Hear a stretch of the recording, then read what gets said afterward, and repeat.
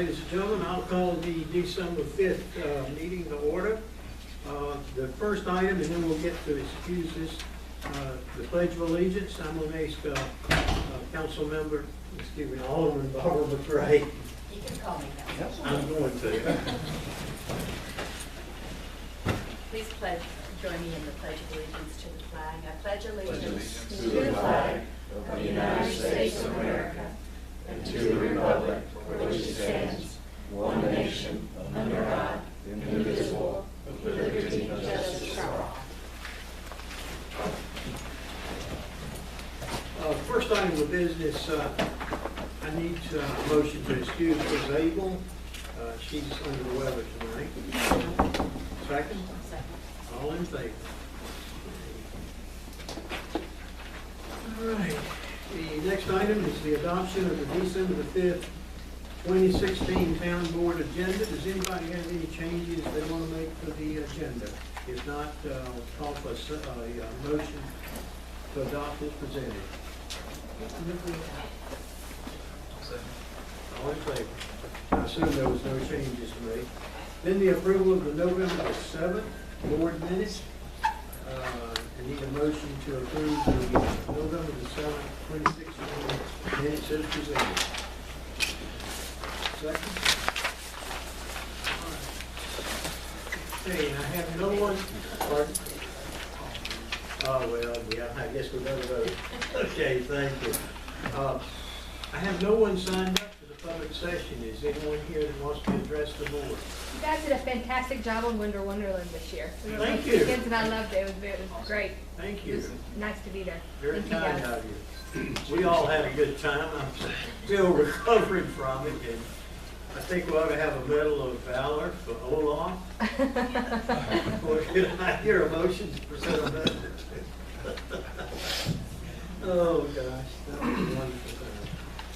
All right, nobody for the public session. New business, presentation of the fiscal year 2015-2016 Town of Franklin audit. Madam Manager, or? Certainly. Tonight we have Ms. Kelly Gooderham to present the audit to the board and to the members of the public. Welcome, Ms. Gooderham. Glad to have you with us. Thank you very much, and thank you for having me. So we'll get started. First and foremost, I just wanted to thank, special thanks and recognition to the finance department and of course town manager. Without them, this would definitely not have gone as smoothly as it did. Although you guys only see us once or twice a year, we are in constant contact with Kyra and Summer and Emily, Jesse, everybody. They are just a great staff, absolutely great staff. On to the next, we issued an unmodified opinion, which is basically stating that we found no material misstatements within your GL, which led us to believe that the financial statements would be misleading to an outside reader. So that's the cleanest opinion that we can issue, so good job. Next slide, this is basically an overview or a big picture of the general fund revenues and expenditures over the past 2 years. So as you can see that your revenues and expenditures increased. Revenues increased about $357,000 or 9%. Your expenditures increased about $435,000 or 12%. And we'll get into the details of all of that in a couple of slides. This slide talks about your total fund balance within the year was about $2.3 million. It increased about $406,000, $407,000 to an overall $2.7 million. The main increase is due to your revenues increasing, mainly within other taxes and licenses and restricted and supplemental. Next slide talks about your available fund balance. We take your total fund balance of the $2.7 million. We deduct the stabilization by state statute, which is just basically your accounts receivable that is not offset by deferred revenues, to arrive at $2.3 million for your available fund balance. As you can see by the slide, last year your available fund balance was about $2 million, so it increased about $311,000 in the current year. Next slide is your available fund balance as a percentage of expenditures within the general fund. It increased about 2% from 55% last year to 57%. And basically what this is stating that legally 8% of your fund balance needs to be, represents 1 month's supply of expenditures on hand. So with that, basically what we're saying in this slide is 57%, so that roughly translates to 7 months of expenditures on hand, whereas last year you had 6 months. So definitely good increase in fund balance. This is just really just a calculation that the LGC uses to compare you to other towns. Of course, this is a little difficult because every town is different, but just so you know, this is definitely a healthy fund balance for a town of your size, for sure. Next slide is talking about your top 3 general fund revenues. You have ad valorem taxes at 44%, your unrestricted intergovernmental at 30%, and your other taxes and licenses at 16%. The other 10% is just restricted intergovernmental, permits and fees, investment earnings, and miscellaneous. And those typically don't change from year to year. Your top revenues are your top revenues. So we'll go into a little bit more detail of the top 3 revenues. Your ad valorem taxes decreased about $14,000, which is roughly a little less than 1%. So very comparable. Next one is unrestricted intergovernmental revenues. This includes your sales tax, your utility tax, your ABC profit distribution, occupancy tax that you receive from the TDA, or that you distribute to the TDA, sorry. It increased about $45,000 or about 3.5%. That is mainly because of your local option sales tax, which generally result in an overall increase across North Carolina for local option sales tax. Next one is other taxes and licenses, which we budgeted for privilege licenses but didn't receive any. The main increase was fire tax and vehicle rental tax, with an overall increase of about $171,000 or 33%. The main reason for that was because your tax rate went up from 27 cents to 28 cents. Any questions so far? Stop me if I'm going too fast. Next one is of your general fund expenditures, your top 3 expenditures. We have public safety at 53% of total expenditures, general government at 24%, and transportation at 9%. All others include cultural and rec, planning and economic development, and debt service. So for your public safety expenditures, we saw an increase of about $277,000, which looked into it, and the main reason for that increase was you received a FEMA grant in the current year, and I don't have the exact calculation, but you purchased a large amount of face masks for the fire department.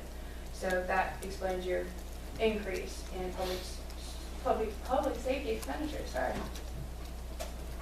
Next one is general government expenditures. You saw an increase of $217,000 or 28%. And overall expenditures just increased. Your governing board operating expenditures increased, and your facilities salaries and benefits increased. Those were the primary reasons for your increases. That's a big increase. Excuse me? Isn't that a real big increase? $217,000? Not 20% or 25%?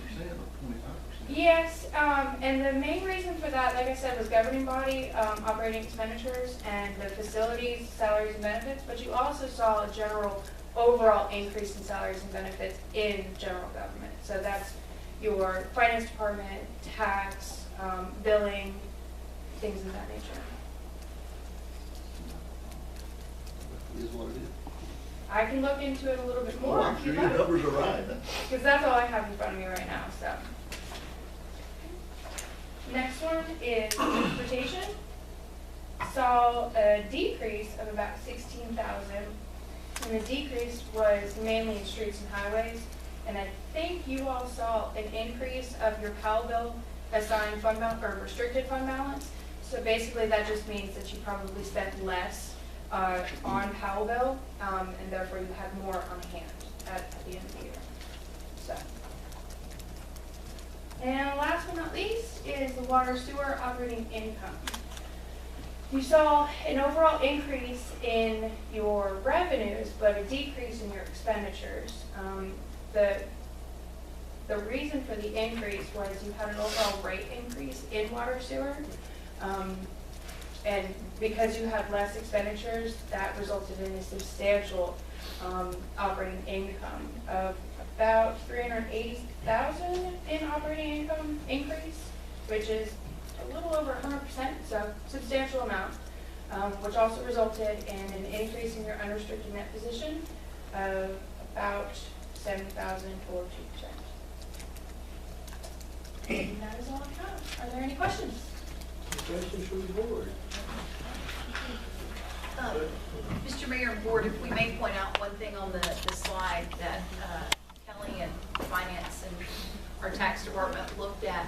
For the tax decrease for 2016, the reason there was a result of that is there were 2 large payments that were not submitted to the town until October of 2016, which was passed when this audit was done. There were late payments, which calculates for that $14,000. Goodham, thank you so much. Thank you very Delighted much. to have you with us tonight. Feel free to stay if they get real excited. I have quite a drive, so if you do not mind, I hate to be rude, but I am going to get back on the road. Okay. It was very nice meeting all of y'all and nice seeing you guys again. I'd just like to echo what you said about our staff, though, being so helpful. We I agree mean, with that. honestly, if I could take a personal moment to say, I mean, how absolutely dedicated Kyra is and Summer. They've really stepped up above and beyond. They're really cooperative, dedicated, there whenever I need them. They've done an outstanding job this year. We're great. Thank you so much. Thank you very Have a much. safe trip. Thank you. Can I get out this way? Thank You're good. Thank you, Kelly. Stalter, you're up with a budget amendment. Yes, we have probably 5 budget amendments. First couple that you have in front of you is for fire. The first one is to appropriate a donation contribution that we got for the trunk or treat for Halloween to put back in their fire budget. And that was for $1,500. The second one, which is amendment 15, is to appropriate a check that we got for the sale of surplus equipment that we sold on Go Deals, and to appropriate that in the amount of $85.79. And then the third one is for admin. This is to appropriate some additional revenues that we brought in from Pumpkin Fest in the amount of $2,335.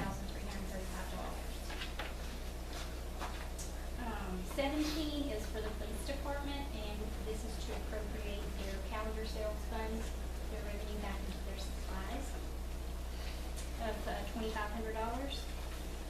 And then 18 is to appropriate the installment purchase proceeds funds for the finance of the buyout to PNC for fire trucks. And this was approved by the board in prior minutes, and that's just to appropriate the balance of that. All right, motion to accept. Second? Second. All in favor?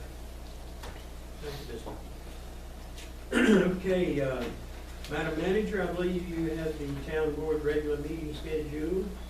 Yes, Mr. Mayor, Board. What you have before you tonight is just the proposed 2017 regular meeting schedule, and it's attached in your agenda packet. 2 notes.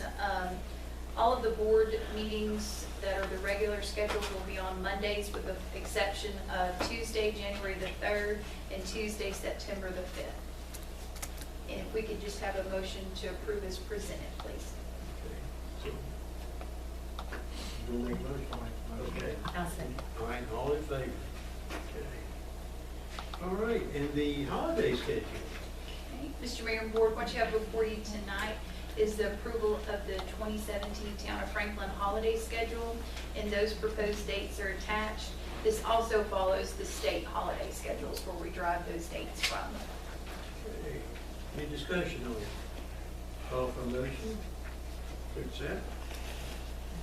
Okay, Secretary, call for a motion. Adam, you seconded, all in favor? All right. The next item is I've asked for some discussion on a 2-hour parking limit on Main Street. It's come to my attention from some of the merchants on Main Street. They're concerned about the number of vehicles that are parking there, sometimes all day. And on the other hand, I've had a merchant request that we not limit parking on Main Street for 2 hours, because some people require more time than that to shop and have dinner and to look at an alternative, although the merchant agreed that there is a problem. So I think we have 4 options if we want to discuss them. The first one is to do nothing, just leave it as it is. Or 2, limit parking on Main Street to 2 hours, which we can do. My understanding is we can just put up signs and come up with some form of enforcement.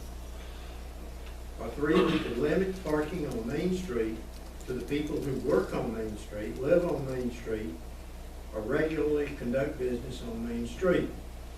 This would include any person who works full-time, part-time, or who regularly conducts business at a location on Main Street or within the downtown business district who park on Main for more than 2 hours. And finally, maybe call for voluntary parking compliance with a time limit. So this brings up looking at it, and also eventually, and I think this is not too far in the future, we may have to look at some alternative parking, such maybe as a parking deck or 2. But this thing about the parking is not something new. There was a petition probably 10 or 11, maybe 12 years ago, exactly for what we're talking about, limiting parking on Main Street. So, I don't know if we want to do anything tonight, but I would like to hear some discussion and see if there's any feeling on the board of proceeding with this or not proceeding with it. Metered parking, I understand it's a state highway or U.S. highway, we can't put parking meters on it. They were once. They were? Oh, yeah. But we had to take them down. There are so many cool ways to do parking meters now. Asheville has 700 metered parking spaces, and you can pay with your credit card, but you're limited to 2 hours. That's the maximum you can put on, so I guess you have to run back and put another $1.25 in. It doesn't come cheap anymore. So, but I do have a petition that was passed around quite some time ago. So this just did not pop up overnight. Highlands has a ordinance, and this one's kind of interesting because it limits people that work on Main Street from parking on Main Street. Anybody that has a permanent or part-time job, they don't want you taking up parking spaces for paying customers. So the police have to know everybody that works. Well, I think what they do is they chalk the tires. No, they know everybody. They know. I'm sorry, I was thinking about the 2-hour parking. So, Adam, you're a merchant. Yeah, I can speak a little to it. I wish you would, please. I've had a few people come to me in regards to very same, I'm sure the same people you can talk to. I would say from a personal standpoint, I would like to find some alternative to getting to digits with it, involving consistent, somebody needs to be there to write a ticket, to monitor the situation. I think we're a fairly smaller area. I hope that we can take a more, I guess, communal approach to it than an enforcement approach. But I mean, I know I own a business. I don't park in front of my business, but that's voluntary, and I'm willing to walk through. Well, actually, that must be even on private land. But so maybe it's a discussion or a community discussion to have with some business owners too. I know some will be all for it, some won't. But I do think that in terms of, I am somewhat supportive of at least some signage for some type of parking limit, especially during heavy business days, Monday through Fridays, or, I don't think that's a discussion not worth having. Because I even think, especially if you're out of town customers, I don't think that you would even have to enforce that. If I go into another city and I see I can only park there for 2 hours, I'm not gonna park there any longer than 2 hours, I'm gonna get a ticket. Do you feel that it would keep you from coming into Franklin a 2-hour? That's the fear. I think that's the fear from the business owners. I don't know that answer. I did find that from one business. I don't think a limit during business hours for customers, where you're not necessarily enforcing people who are living downtown or your business owners, if it's more voluntary or something we have a discussion with them. I don't think that scares me away if I'm taking myself, setting myself aside and going to another place, no. I see that a lot of places, but I'm not every customer, I'm not every person who comes to this town. I don't necessarily know that answer. I think that's a bigger discussion. I think that looking at the businesses on Main Street, businesses like, Root and Barrel, Outdoor 76 with the bar in the back, the Rascal or Adams business, you know, you might go in there and only have 1 or 2 drinks, but you might sit in there and talk to your buddies for 3 or 4 hours, you know. I think just the nature of those businesses, I don't know, it would be difficult to ask those people to go along with a 2-hour parking limit, I think. I wonder if there could be a limit on the time spent parking there, but does it have to be 2 hours?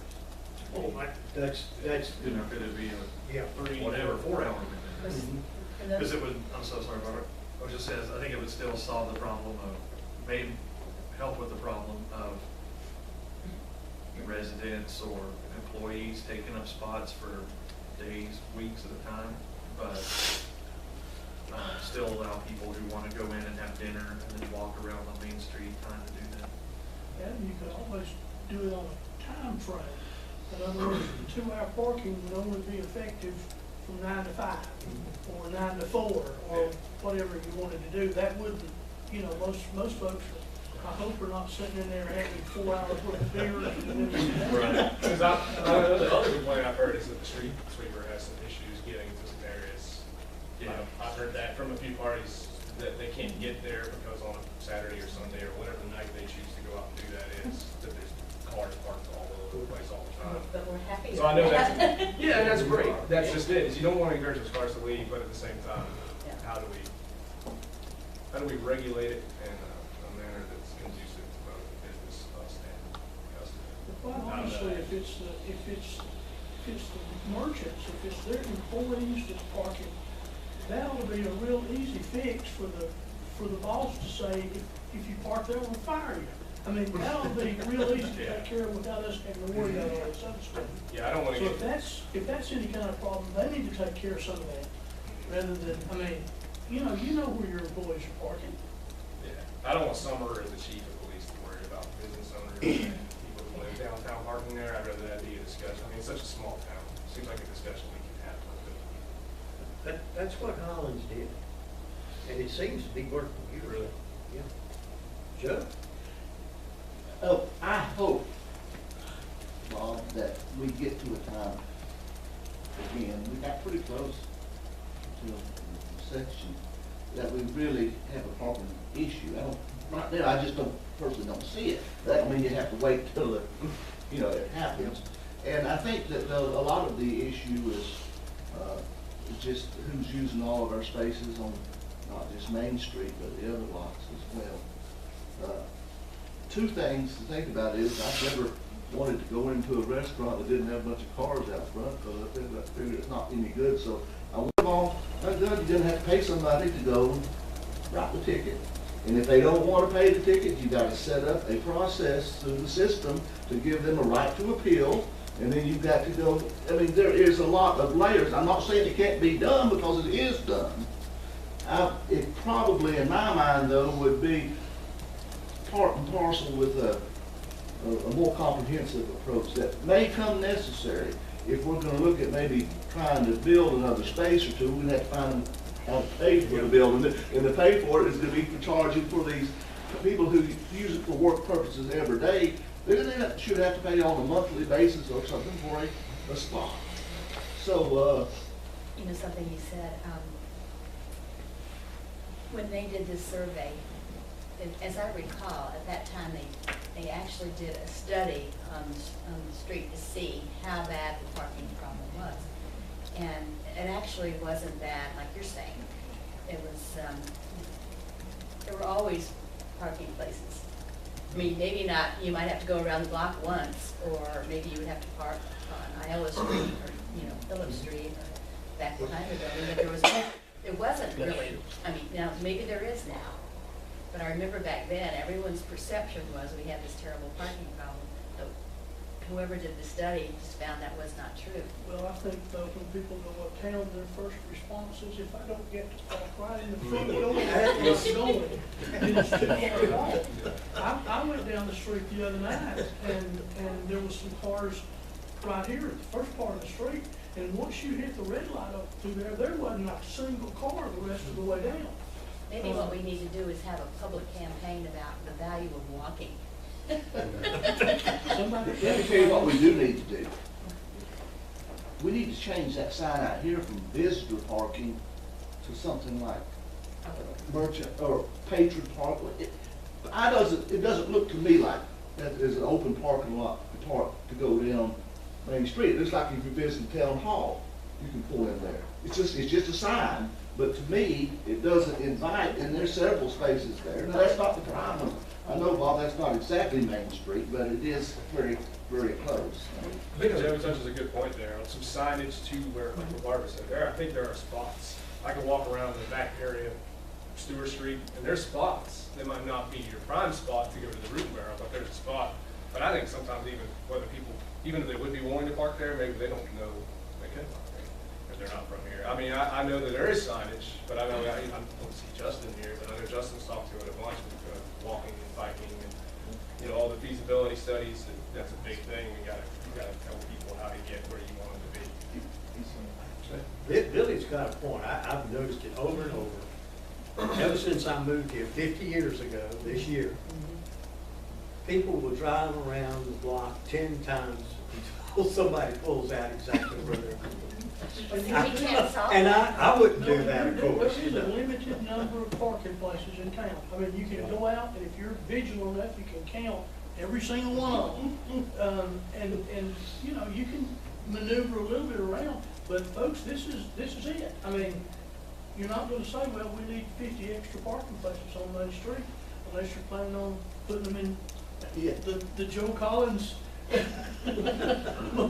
Memorial Parking Garage. It might be an honorary parking lot. There's, Mr. Mayor, there's an option I just want to make sure the board's aware of in terms of that longer range plan to maybe more comprehensively approach the problem that might be a resource you want to consider at budget time. General Assembly before last, they expanded the authority there's existing authority to charge up to $5 per vehicle in the form of tax, and it had to go toward transportation and parking and those issues. They expanded that to additional, I mean, I think it's up to like $20 per vehicle or something that can be charged at this point. And those Per additional, month, per week, per year. Those additional, yeah, those additional funds can now, they expanded it to where they can be spent on other things that aren't just parking and sort of transportation issues. But it got Summer and myself talking about it, looking at it. We don't have any even incremental amount of that up to $5 that's been on the books forever and ever. So you might consider whether or not there's some plan you want to think about implementing that tax as part of your next budget and to set aside the proceeds from to look at a longer range. Then you'd have a purpose-built fund to do this kind of thing. It would refresh itself, and you could start to look at a plan, maybe, you know, one day if you needed a better parking facility or something, then it'd be there to draw. Well, there's no doubt, and this is a good conversation, Bobby. We've got plenty of time, looks like. Yeah, I was gonna break my old record, but. No, but, I mean, I'll go ahead and go on record, and now everybody else, that I mean, I see it in my mind, it's just a second layer on the parking lot, which is between Frankie's Barber Shop and Ben Swafford's Farmers Federation building. When you walk out of Adams' establishment, you would just walk out about level onto that. I can see that just being a easy access off of Stewart Street and whatever. Now, if you did that though, all of a sudden you would have to, on a monthly type basis, rent out the lower parking lots of the town for a reasonable amount to people who could just know they'd have a space for work purposes, and that would help cover the cost of that, which would, in my mind, would be paid from parking. I'm not sure we're at a deck need, and certainly an expense. I haven't got hard numbers, but I know a flat one layer couldn't have the inherent costs of a multi-layer. They just couldn't have, and the numbers are there. But and if we got to that point, then we'd have to have some policing around for all of it, so to speak. And whether or not we want to try to do something before that, that's up to the board. But I've always thought that. I've always thought that was our best next effort to try to find some parking places. Billy and Joe, didn't we actually get a rough ballpark figure on what a parking deck would cost? Seemed like we did one I'll time. tell you. It's $10,000 a car. About It was a lot. It was Back a then. lot. That's what Bobby Key always said, this lower, the parking lot you're talking about is the upper, but the lower parking lot, he wanted to do just a deck to where you It come may out. fit better there. And I'm not an come right engineer, out right? into a one level, but you're still having to put it as an Oh, yeah. aerial deck. Yeah. But yeah, it was 10 or 20, might have been $20,000 a car. It's That's Pretty, been- yeah. that's We been could have 15. gotten one for free over there at the casino some years back, but we would have had to have moved it. So maybe the cost would have made it less than a good deal. How about checking further into that?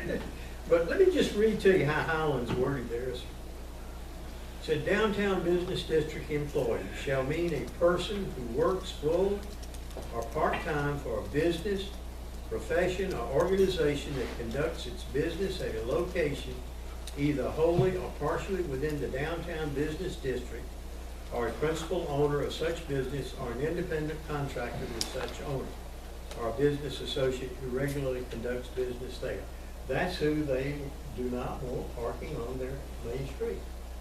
And it makes some sense. I don't know, that way you don't have to do anything legal, do you, John? I think we could, it's would you do this type of thing? I mean, we could certainly explore that. I mean, you're talking about adoption of an ordinance, and we'd have to, Well, it is an ordinance in Highland. You'd have to enforce it, do it. Yeah, you'd have to. I mean, see, you're talking Well, they about. do, they've got a fine. Well, yeah, Yeah. but you have to have somebody out there They- looking around. Why don't we take the easy first step? Okay. And send some letter like that to all the businesses and ask them to voluntarily keep their people off Main Street And see if it works. and see what happens. I agree. How does the board feel about that? I mean, if that's, An if official we letter from you proceed, might yeah. have. Okay, You certainly given them the chance. that's right. And if we could rely on the, now what are y'all grinning about back there at the Fourth Estate? I said I thought you guys had already done that, and she had no idea. It She lasted didn't a remember. couple months. 30 minutes. When we're talking about Main Street parking, do we mean like directly on Main Street, not like the spaces like behind? Okay. I think that's what we're talking about, isn't it? Seems like Pretty that much. was That's the complaint I've had from the merchants. And one day I counted, I believe it was 9 cars that I knew belonged to people that stayed there all day on Main Street. That was 9 spaces. And we're also going to be looking at our traffic pattern, I think, in the coming year. So all of this is probably going to tie in. But would it be the consensus of the board that we send a letter to the merchants on Main Street just stating what we have just talked about, consider, or would you not park on Main Street and ask your employees to do the same so that we're freeing up Main Street for visitors and customers? for their customers, right? it's their customers, but we've got a stake in it too, because the more people spend, the more tax revenues we get on the sales tax. Maybe some kind of encouragement to those business owners to come back to us with any kind of second thought, opinion. I invited several of them to come tonight, and Yeah. you can see, Well, anyway, we wouldn't hurt to put it in there.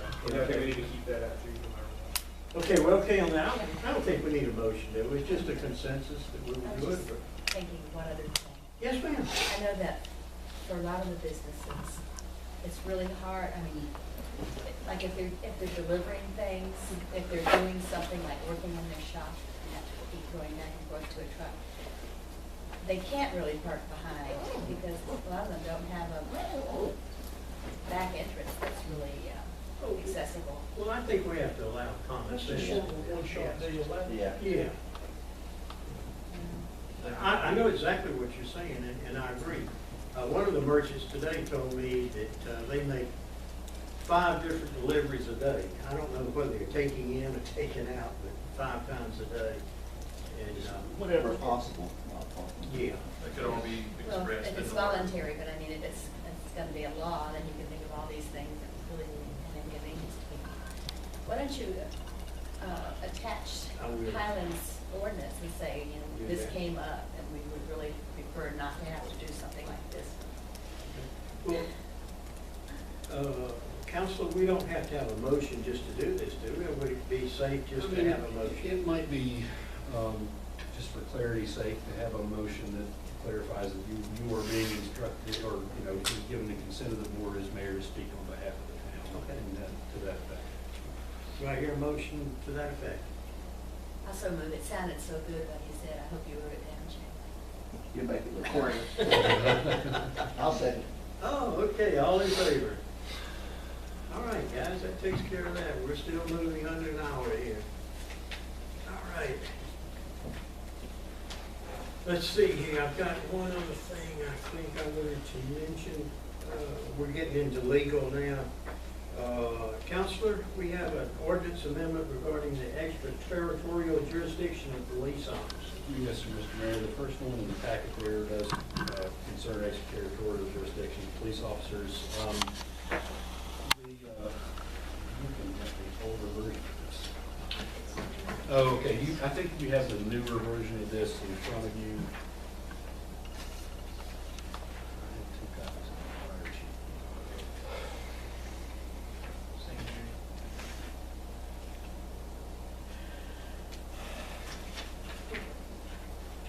Okay, so I don't have the new. Okay. Mr. Mayor, I'll just ask you to I'll bring back that ordinance. There's an updated version of it that has addresses Alderman Collins' very good point that it needs to outline better what we're talking about there. So I'll bring that back to you next month. That'll be fine. I think that there's always been a discussion statewide about hot pursuit in the extraterritorial. Okay. And it updates an older version of that was in our ordinance, but it's not a great concern. I'll bring it back to you next month. The other one, Mr. Mayor, B there deals with the duties of the fire chief. In section A of 33.22, just recognizing the fact that we have always provided for fire inspection through interlocal agreement with the county. And so this just simply provides that if we ever are in the situation of not having that agreement, then the manager can appoint the fire chief to begin to make those inspections. Just don't want to imply that we are supposed to be making inspections when we have dealt with it in some other manner. Happy to answer any questions about that, but it's mostly just to clean up, and I would recommend a motion to adopt it as presented. You want to make the motion? That's what we're going to vote on. A motion to adopt Okay. I'll make that the ordinance as All right. presented. I second. Okay, all in favor? All right, Council, I believe you have one more. I don't actually, Mr. Mayor. 7C was discussion of ordinance amendments. I was going to bring you another preview of coming events, but I don't have any drafted at the moment, so we'll just take them over to January. I have one quick, it's not on the agenda, but today I lifted the burning ban inside the city limits. we had adopted a complete burning ban anywhere in the city limits. I think the county has said that it was within 100 feet of a building, I believe, but we had one, no outside burning at all. We lifted it today, so thank goodness for the rain. All right, Madam Manager, I think you have some announcements, or do you want me to make those? Or I can make the announcement. All right. Mr. Mayor. The first one is we have the town employee Christmas luncheon, which will be this Friday, December the 9th at 12 p.m. at the Boiler Room. The next announcement, town hall offices will be closed December the 23rd through the 27th in observance of the Christmas holiday. And then town hall offices will be closed Monday, January the 2nd, 2017 for New Year's Day. And then the final announcement, the next regular scheduled town board meeting will be Tuesday, January the 3rd. Okay, so I guess in many ways, I wish everybody a happy Christmas. We hopefully won't be meeting before Christmas again, and I'd like to thank the Fourth Estate for coming and putting up with us this year, and luckily I don't have any bombshells for you tonight. And thank y'all for the compliments on the 101 land. I'd like to express my personal opinion to the town employees, I think it was about 3,000 luminaires we put out, or maybe it just seemed like it was that many. But I have heard nothing but positive about the Wonderland. It was just wonderful. And so let's go around the table. Anybody got anything they want to bring up before we knock it off tonight? I'll just second your opinion of thank you very much to the media. I mean, you guys, I know it gets a lot of flack for just telling people what happens, but you keep us all from being in the dark. And without you, we'd be hurt. Mr. McMahon. Echo everybody else's sentiment that Winter Wonderland was a success, in my opinion, and I had a great time both nights, and I appreciate everyone that was involved. Great. I've come to the conclusion this is the most festive town in the state. That's amazing. Does anybody remember the Festival of Festivals? We sort of get back to that again. Miss Mashburn. I can remember that, or why? Because we had festivals, but we had a festival for the festivals. It lasted one season. I don't have anything pop there. Mr. Collins. To give a brief report to the board, Summer and I met with Todd Mason last week to talk about some general things dealing with the ABC. We had a good meeting, and what we're looking at here is a very productive ABC. I think they're going to be maybe getting $2.5 million in gross sales. They have 2 years remaining on their current lease. It's $8,500 a month plus common area maintenance, and then they have to make the repairs themselves. It's quite a bit over $100,000, and that's where they're at now. And it runs through the next November, about 2 years. To hear Mr. Mason, and Summer, you can correct me if I don't sense a impetus from that side, from the board and Todd, as to looking anywhere else. I believe that the situation a couple of years ago, where there was the suggestion of moving it up to the new Walmart shopping center, I think that didn't go well on that side, and they're kind of where they're at. I know that Todd suggested that the next renewal period will be for 3 years after this remaining 2, and that his retirement, of course, he's been our only manager. So what the town, which is the residual beneficiary, obviously, of any profit, right now we're at $70,000. He suggested that they had a fund of somewhere close to $100,000, which they call a building fund, but it's some amount. And so the town is going to be in a position to consider if we want to try to get some type of location, which would be hopefully in the long term, a lot more profitable, but certainly have options available. They kind of got, I sensed last time, there was no other good options, and I believe that they probably didn't have good bargaining positions, which resulted in maybe less than a.